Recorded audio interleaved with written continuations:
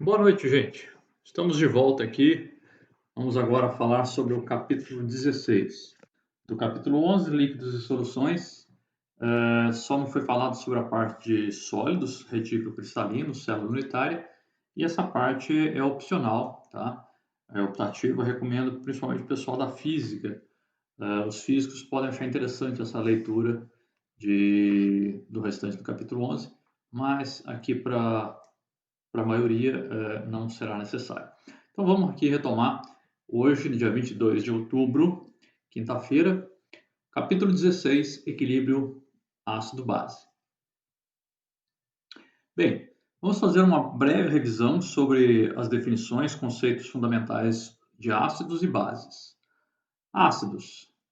Tem gosto azedo. Não quer dizer que é para alguém colocar na boca e experimentar, tá, gente?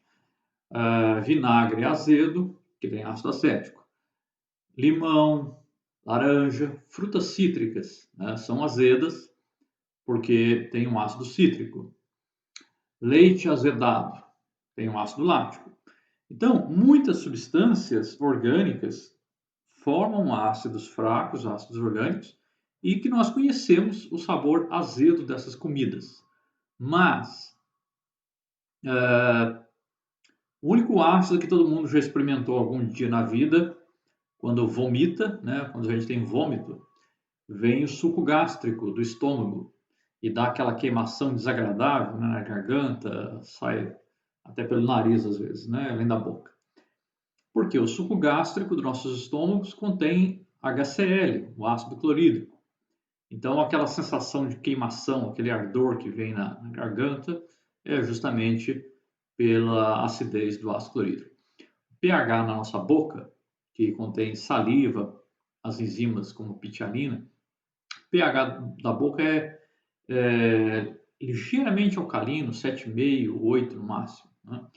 Quando a gente come muito doce e não tem uma boa higiene bucal, dental, aí sim começa a fermentar e as bactérias, né, que causam cárie, aí começa a reduzir o pH que vai atacar o esmalte dos dentes e tudo mais.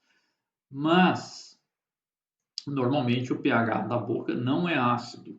Então, quando a gente tem acesso de vômito, você percebe bem esse gosto azedo. No mais, qualquer outro ácido, nunca você experimente, né, num laboratório. Ah, tem ácido nítrico, deixa eu ver se o gosto é azedo mesmo. Ah, ácido sulfúrico, deixa eu ver se é azedo mesmo. Jamais, tá, gente? Então, esse comentário aqui é só para ácidos de alimentos que a gente pode considerar. Eles fazem também que os corantes mudem de cor, em geral. Né? Já as bases têm gosto amargo e quando está escrito aqui escorregadias, sabe pele de peixe? Né? Quando você pega um peixe, principalmente peixe de couro, né? Ou mesmo peixes escamados, mas que quando você acaba de pescar, você percebe que a superfície da pele do peixe, ela parece que é lisa, né? Escorregadia. Se você já mexeu com água sanitária, que contém, né, hipoclorito de sódio, e, portanto, um hidróxido de sódio também, né? Você coloca cloro, reagente com hidróxido. Então, se você já manipulou a água sanitária, já percebeu como sua mão fica lisa, né? Sensação de escorregadio. Isso é característico de bases, hidróxidos. O primeiro conceito de ácido-base foi do químico Svante Arrhenius, que no finalzinho do século XIX ele propôs, né, e definiu que os ácidos aumentam a concentração, esses colchetes aqui, de H+, e as bases aumentam a concentração do íon OH-, hidróxido, em solução aquosa. Tá? Faltou aqui a palavrinha aquosa. Por quê? O conceito de Arrhenius, conceito de ácido-base de Arrhenius, ele exige e ele só faz sentido quando o solvente, o meio, se trata da água. Tá? Então, essa é uma limitação da definição ácido-base de Arrhenius. Ela é limitada às soluções em meio água, soluções aquosas, portanto. O íon H+, aqui aquoso, é simplesmente um próton, né, do hidrogênio que perdeu o seu único elétron. Portanto, muito comum, em alguns livros você vê o íon H+ ser chamado também de próton, porque realmente o átomo de hidrogênio, né, o isótopo 1, que é o isótopo mais abundante do hidrogênio, o que ele tem? Um próton no núcleo, um elétron e um único elétron na sua eletrosfera e nenhum nêutron no núcleo. Se tiver um nêutron, passa a ser o deutério, o isótopo 2 do hidrogênio. Se tiver um próton e dois nêutrons, passa a ser o trítio, o isótopo 3 do hidrogênio. Mas tanto o deutério quanto o trítio são isótopos relativamente muito menos abundantes do que o hidrogênio comum, né, que é o hidrogênio 1. Em água, esse próton tende a formar aglomerados, em que o aglomerado mais simples é o próton se ligar a uma molécula de água, formando então o chamado íon H3O+, conhecido pelo nome também de hidrônio ou ainda hidroxônio. Agora, aglomerados maiores são geralmente encontrados e até abundantes, que seria aqui é uma molécula de água que se ligou a um H+, a um próton. H5O2+, seriam duas moléculas de água, né? 2 vezes H2O, então H4O2, com mais um próton, H5O2+. 3 moléculas de água, H9O4+, e assim por diante. Tá? Então, são moléculas de água que vão cercando, solvatando o próton e formando esses aglomerados. Em química geral, nós geralmente podemos usar tanto a simbologia H+, ou H3O+, como sinônimos, porque são equivalentes, tá? Em meio aquoso, se tiver água, você não vai encontrar o próton isolado. Ele vai estar sempre cercado ou ligado, no mínimo, a uma molécula de água. No mínimo. Geralmente com mais moléculas, 2 ou 3 ou até mais. Mas vamos focar aqui na reação de transferência desse próton H+. Já que o conceito de arrênios era limitado à água, dois outros químicos, Bronsted e Lowry, Bronsted era dinamarquês e Lowry era inglês, eles continuaram estudando, né, em química, e lá no comecinho do século XX, em 1923, eles colocaram uma nova definição para ácidos e bases. Então, para eles, um ácido é qualquer substância química que doa o próton, doa H+. Base, no conceito de Bronsted-Lowry, é qualquer substância química que receba um próton, né? Seja um aceptor de H+.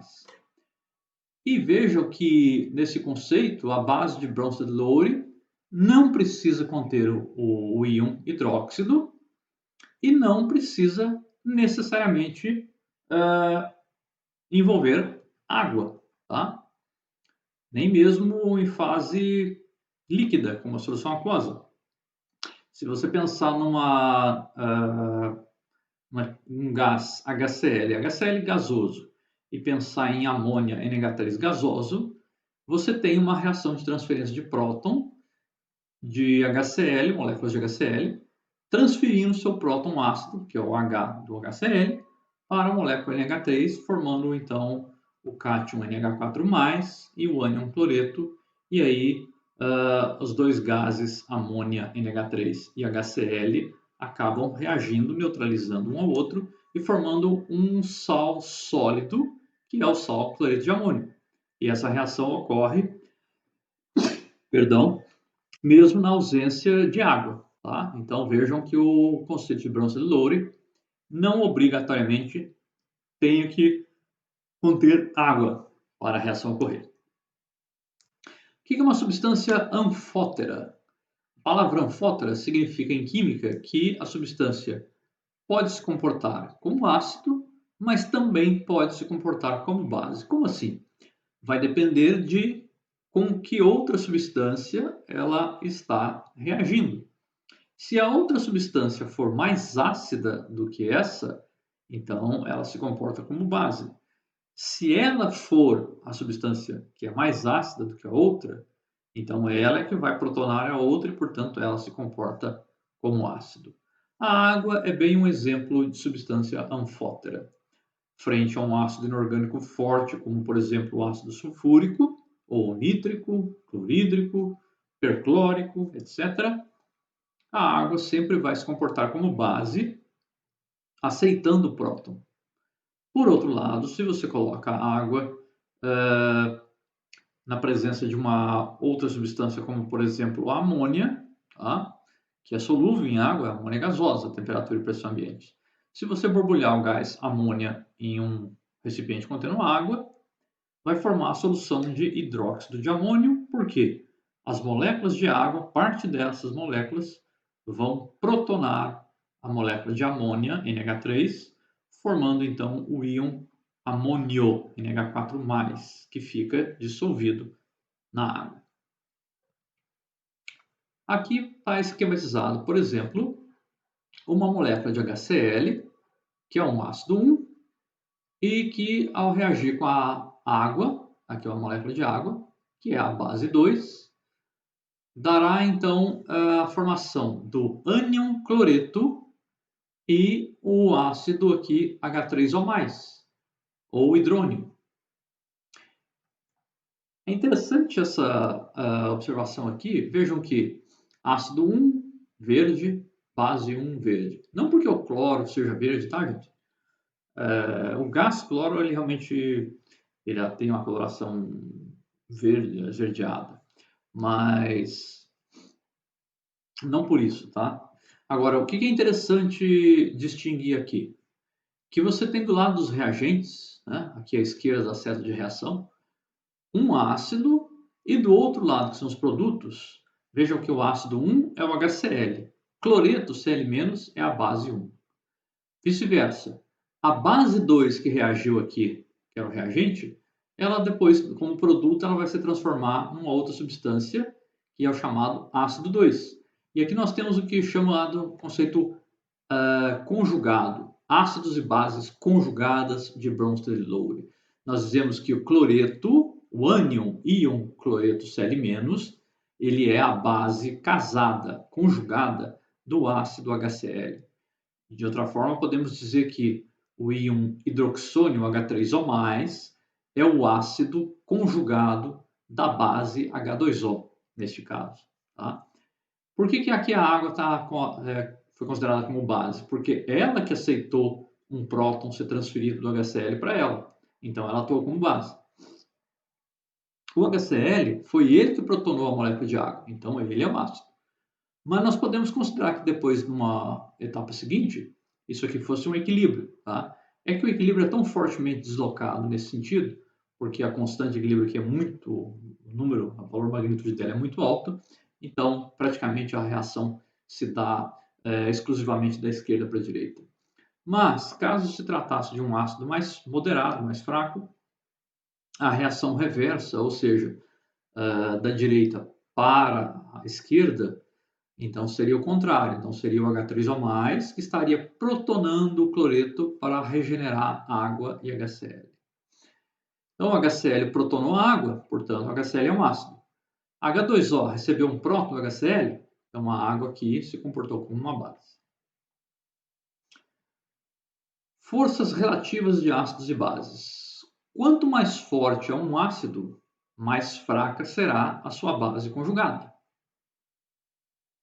Num equilíbrio em solução aquosa, ou seja, em se tratando do solvente água, o íon H+, ou próton, é o ácido mais forte que pode existir. O íon OH- hidróxido é a base mais forte que pode existir. Portanto, na presença de água líquida, tá? É que essas duas condições aqui são válidas. E aqui nós temos uma tabela, uma figura, né, que resume, então, ácidos como os inorgânicos, como HCl, clorídrico, sulfúrico e nítrico, são considerados ácidos fortes. 100% das moléculas estarão ionizadas na presença de água. Suas bases conjugadas, cloreto, hidrogênio sulfato e nitrato, são bases de força desprezível, como dizia, né, o Patolino Pernalonga. Depois vem aqui o hidroxônio, H3O+, com a água. Aqui nós temos a água e o íon hidróxido. E aqui nós temos hidróxido, então, que é um ácido muito fraco. Hidrogênio, metano. Por outro lado, qual que é a base conjugada do hidróxido? O íon óxido. Qual que é a base conjugada desse H2? Hidreto. Qual que é a base aqui conjugada de CH4? CH3-. Então, essas substâncias, CH3-, hidreto, óxido, eles estarão totalmente protonados em água. Se você colocar isso em água, imediatamente ele é protonado. A amônia aqui, ó, NH3, e o ácido conjugado dela é NH4+. HF é um ácido moderado e sua base conjugada é fluoreto. Cuidado com esse conceito de força, tá, gente? HF, ácido fluorídrico, é extremamente corrosivo, é um dos ácidos mais corrosivos que existem conhecidos.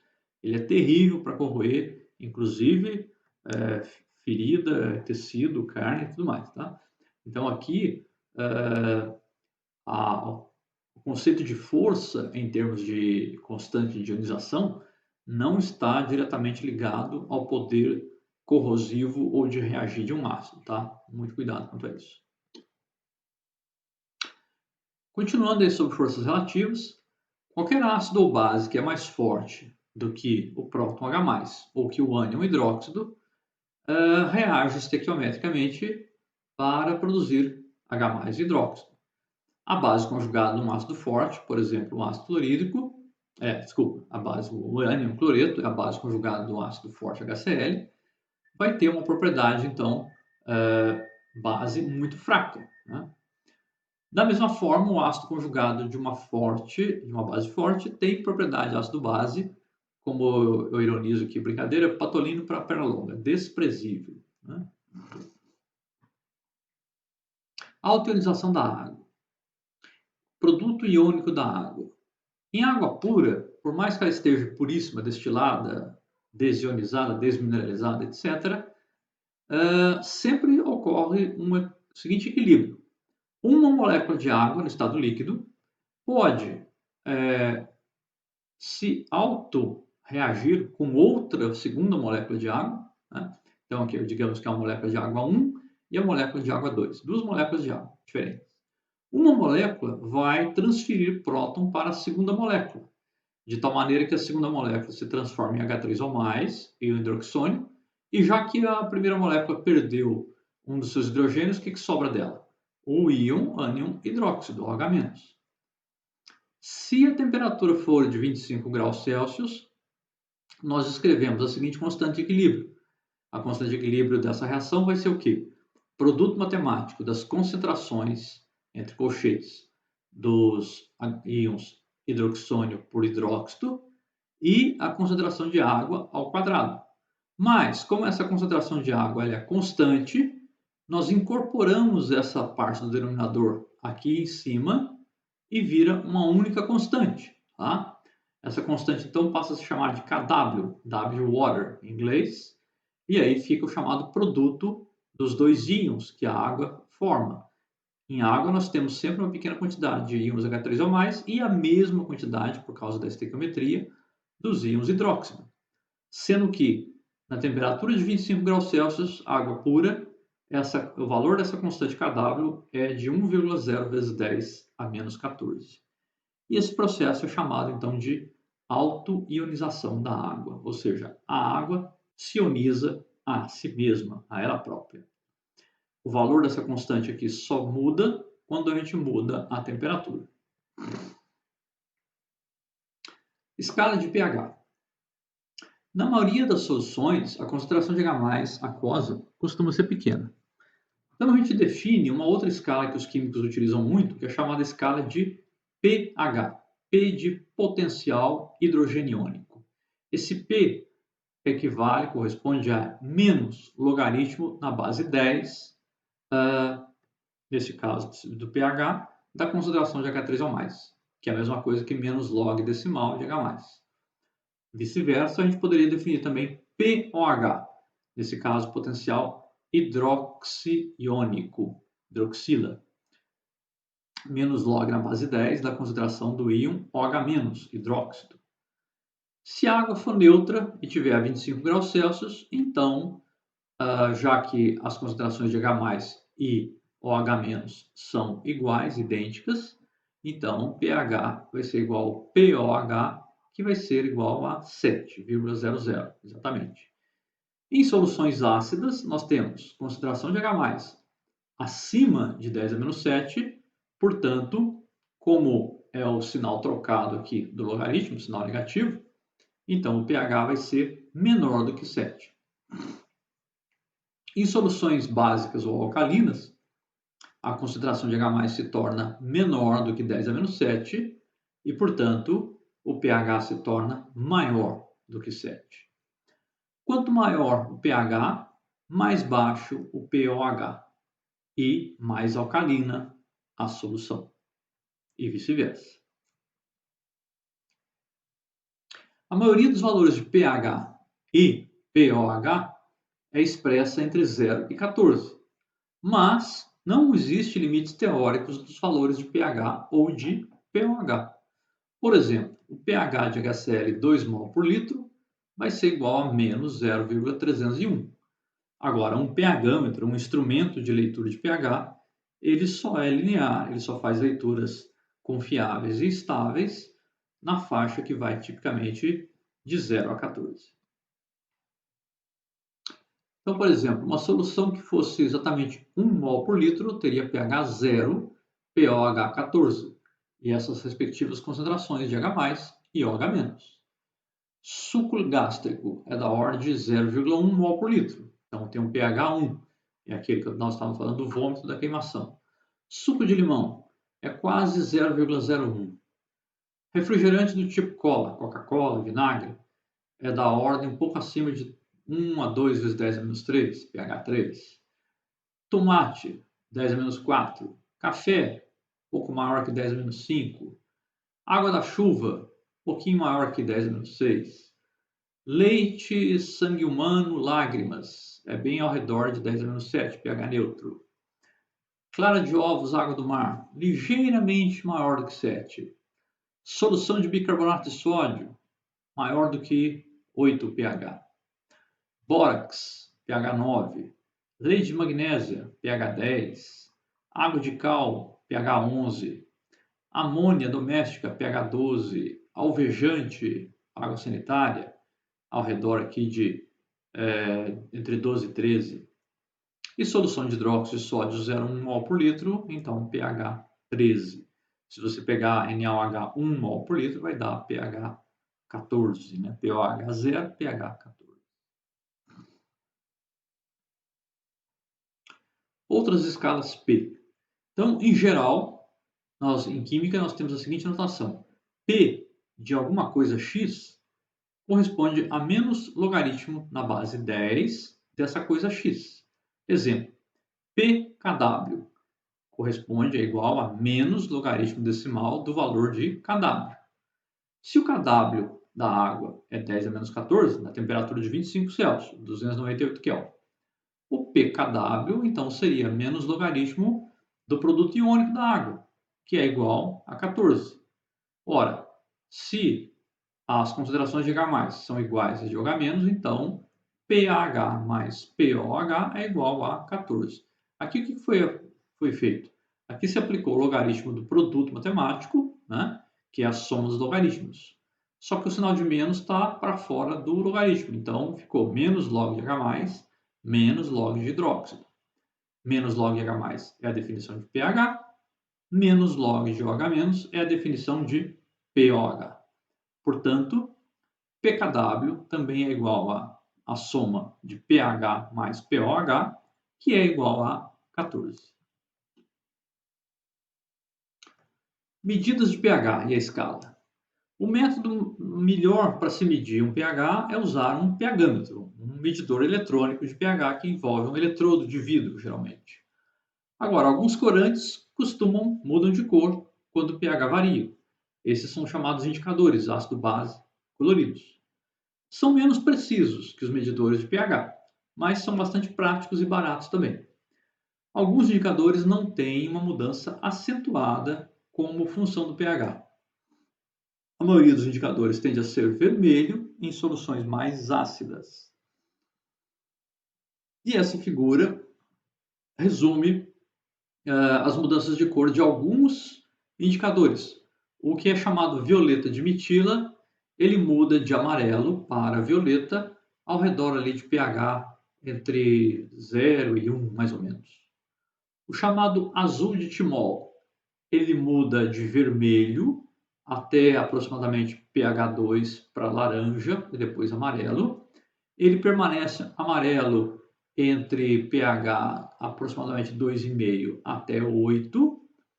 Em 8,5 mais ou menos ele começa a ficar esverdeado, até que ao redor de pH 9 ele vira para azul.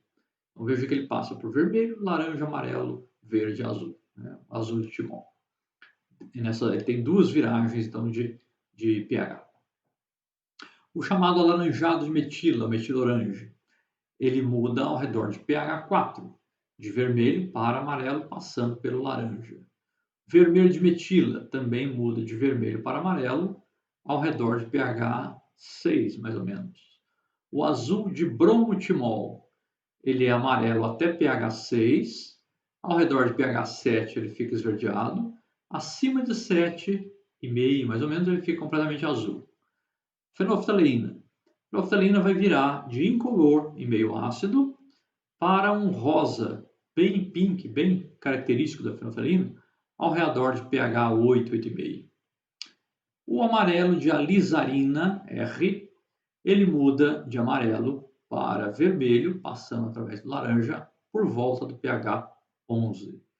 E aí você pode ter combinações desses diferentes indicadores, por exemplo, naquelas fitinhas de medir pH de piscina, você tem vários indicadores e aí você consegue observar, então, combinando diferentes indicadores, qual é o pH com mais precisão. O exercício 1627, ele coloca essa tabela, em que nós temos 5 colunas aqui. Primeira coluna, a concentração mol por litro de íon H+. A segunda coluna é a concentração mol por litro do íon hidróxido, OH-. A terceira coluna, o pH correspondente. A quarta coluna, o POH, potencial hidroxiliônico, que corresponde. E aí perguntar se essa solução deve ser ácida ou básica. Então, nessas 4 linhas, nós temos 4 condições diferentes. A partir de uma condição, é possível que vocês completem e calculem as demais. E aí concluam o que é o pH dessa solução, se ela é ácida, se ela é básica, etc. Tentem fazer depois aí o exercício 16 e 7. Okay?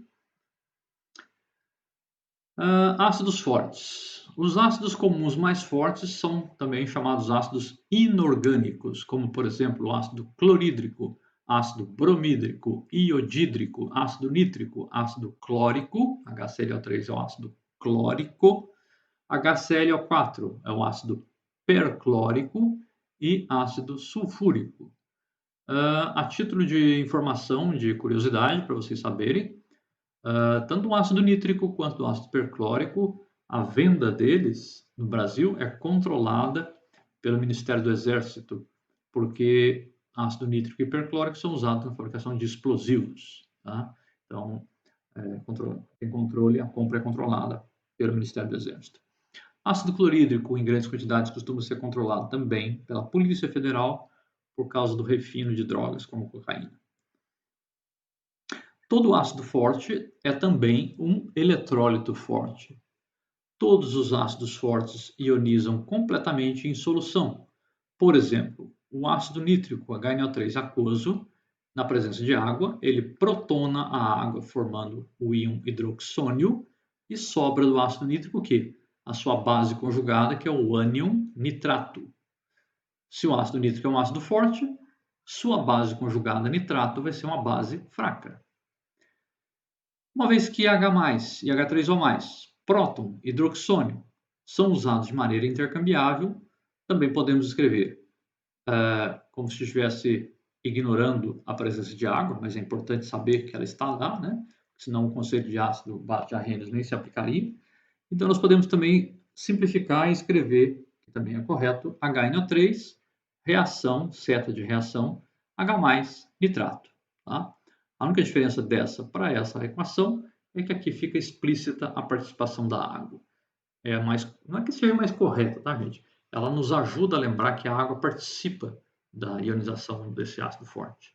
Ao passo que aqui pode dar a impressão errônea, né, de que simplesmente a molécula de ácido nítrico perdeu H+, por nada, ou seja, ela simplesmente quebra. Não, a molécula de água tem uma participação muito importante aqui na quebra dessa ligação entre o hidrogênio e um dos oxigênios, tá? Embora a maneira como a molécula de HNO3 esteja escrita possa dar a impressão de que o hidrogênio esteja ligado diretamente ao nitrogênio, H-N, na verdade a molécula de ácido nítrico é H-O-N, e depois os outros dois oxigênios, tá? Então, na verdade, esse hidrogênio está ligado a um desses 3 oxigênios, e o nitrogênio é que é o átomo central, no diagrama de Lewis da molécula de ácido nítrico. Em soluções, o ácido forte é geralmente a única fonte de prótons, de H+. Se a concentração em quantidade de matéria, ou seja, a quantidade em número de mols do ácido, for menor do que 10 a menos 6 mol por litro, a alta ionização da água tem que ser levada em conta, porque estará tão próximo de 10 a menos 7 mol por litro, que é a alta ionização da água, que neste caso a própria acidez da água é mais importante, né? Pegadinha. Qual que é o pH de uma solução 10 a menos 8 mol por litro em H+. Aí todo mundo vai lá no macete, opa, pH 10 a menos 8, aplica o logaritmo, então pH é 8. Não. Se você está falando de uma solução 10 a menos 8 mol por litro de H+, significa que o 10 a menos 7 da água é maior do que esse 10 a menos 8. Tá? Então é isso aqui que está sendo levado em conta. Aqui é simplesmente uma questão de matemática, gente, tá? Prestar atenção. É o conceito químico com a matemática de notação científica. De forma que o pH da solução é diretamente relacionado com a concentração em quantidade de matéria, ou concentração em número de mols, inicial do ácido. Vamos interromper por aqui, que a próxima aula, semana que vem, já é sobre bases fortes, continuação dessa aula. Até mais, gente!